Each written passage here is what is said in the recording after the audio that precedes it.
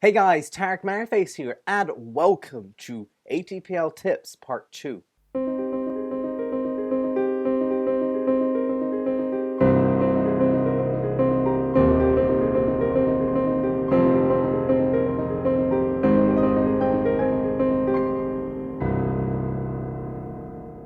Now, some of you may already know I am currently doing my CPL MEIR training, and the ATPL exams are a thing of the past. A while ago though, I made a video giving tips for future ATPL students. The video was well received and it was even shared by a ground school's Facebook page. If you are an ATPL student or you plan on becoming one, make sure to watch that video first before coming back here. Since that video though, I've learned a bunch of new things. Things I'm glad I did and things I wish I had done. So here are 5 more tips for ATPL students. Some ground schools encourage students to take the exams in 2 big sittings, 7x7 or 6x8 most of the time. After my personal experience, however, I highly do not recommend doing that. Unless you find all 14 subjects unchallenging, you will find the process overwhelming and far too exhausting. You might end up failing subjects you're actually good at. I personally failed 3 exams on the first attempt, and all 3 were on the last day of my sittings, of my big 2 sittings. I retook them a week later and got 88, 98, and 88%.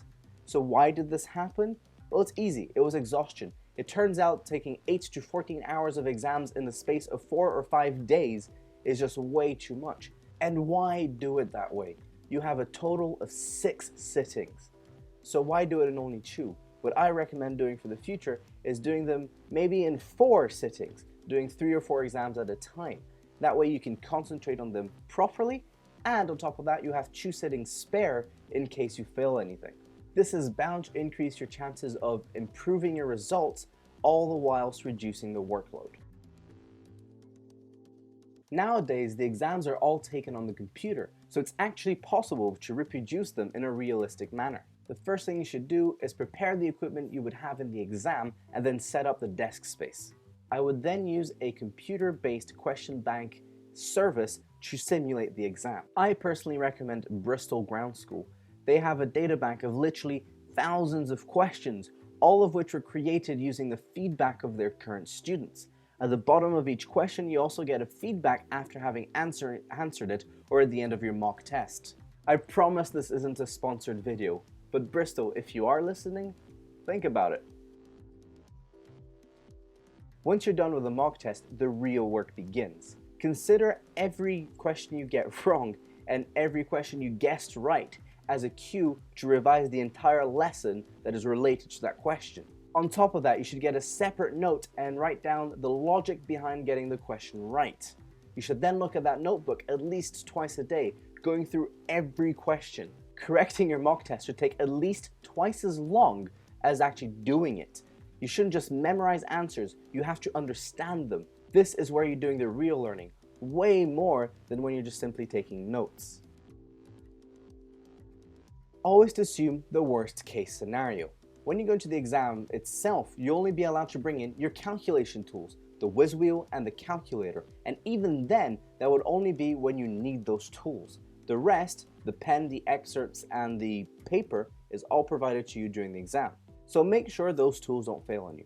Buy at least 2 calculators, and to be on the safe side, if you can afford it, 3.